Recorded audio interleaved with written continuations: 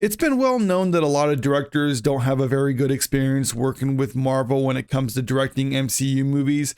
In the past, what would happen, they would handle it like any other major movie would. The studio would hire a director that they think can manage the project, and they would turn out something that was actually pretty good. That's why phase 1 and 2 of the MCU were significantly better than phase 3 and 4, minus a few exceptions in phase 3.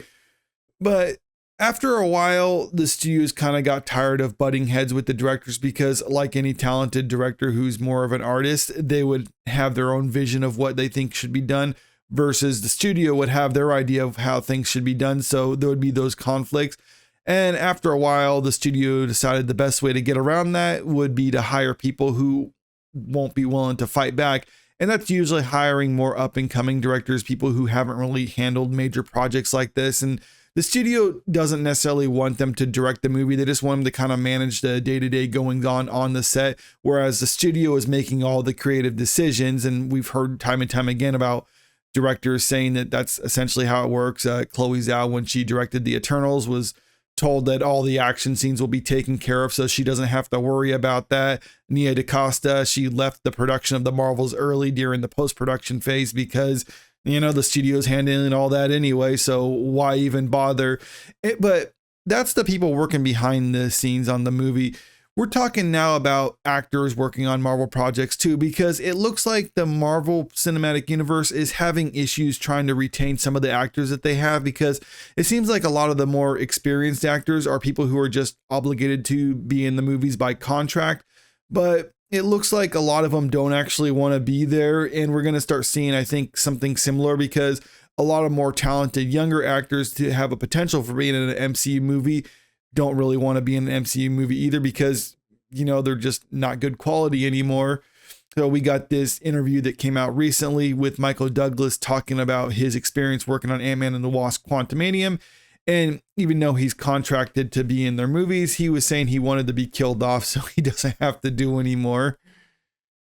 The Oscar-winning actor stopped by The View on Thursday to promote his new Apple TV series, Franklin. During the conversation, he was asked about his comments on The Hollywood Reporter about wanting his character in the Ant-Man franchise, Hank Pym, to be killed off in the third film. This actually was my request for the third one, Douglas explained of his desire for his character to die. I said I'd like to have a serious death with all these great special effects. There's got to be some fantastic way where I can shrink to an ant size and explode, whatever it is. Now, you would think if he really enjoyed working on these MCU movies, he wouldn't want his character to be killed off. Presumably, he would want to continue working on them, but it seems like he doesn't actually like the experience of working on MCU projects. And this is kind of echoed by a lot of other actors who have since left the MCU. Anthony Hopkins, for instance, said it kind of stunts you as an actor because you're not really doing anything. You're just kind of standing in front of a green screen and just that's about it. But as far as being like serious performance, it's pretty lacking, at least according to Anthony Hopkins. Douglas spoke to The Hollywood Reporter on the red carpet for Quantumania in 2023. When asked if he would return for a fourth film if there was one, he had one condition: as long as I could die. In a separate interview with comicbook.com, Marvel executive Stephen Brozard noted that conversations about a fourth film were already happening before it came out.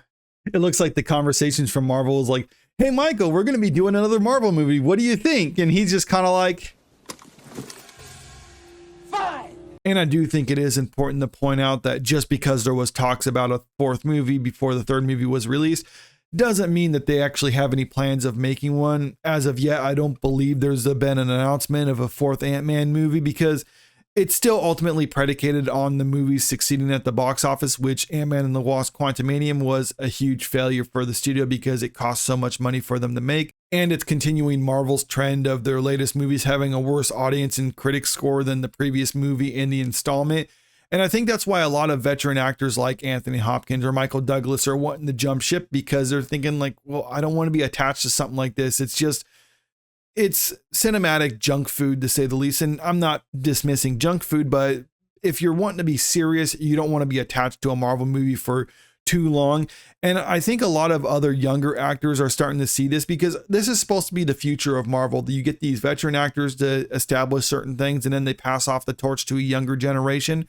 But unfortunately for Marvel, a lot of the younger generation of actors don't want to be in Marvel movies, or at least not the talented ones. and I know this is somewhat anecdotal, but just bear with me for a moment here because I do think it is somewhat representative of the mindset of a lot of younger actors. So Finn Wolfhard of Stranger Things, Ghostbusters, he was doing this video where he was hooked up to a polygraph test and asked questions about his career and other things like that. Just supposed to be kind of a fun thing, but here's some of the questions that he was asked. So when asked if he expressed interest in a Marvel film, Wolfhard noted, yes, in the past, yes, suggesting that he no longer feels that way. Okay, I mean, I can see why people, when they're kids, they would think like, oh yeah, I'd love to be in a superhero movie. But then as they get a little bit older, maybe not so much. But let's continue. Wolfhard was then asked if he asked his Ghostbusters Frozen Empire co-star Paul Rudd to put in a good word for him at Marvel Studios, to which he replied no. Or, I mean, that's understandable. I mean, some people might think that's a little tacky if you're asking your co-star, like, hey, could you hook me up with a job on this other franchise that you're attached to? So I'll give it a pass on that one. But this is the part I thought was kind of interesting. When pressed if losing interest in the MCU was because MCU movies have been mid recently, the Stranger Things actor confirmed that his reasoning simply responding yes. Notably, the lie detector determined he was telling the truth with all of these questions. So, yeah, it's like he was asked, do you not want to be in Marvel movies because they're just not good recently or they're mid as according to what they asked? And he says, yeah. So presumably if the movies were good, then he'd be willing to be a part of it. And I think that's something that Marvel Studios needs to take note of because, like I was saying with the directors, back when the MCU was really good, they had talented directors, and then they thought like, well, we can bring in less talented directors because people are just watching movies because they're Marvel movies. We don't need to actually put in any effort.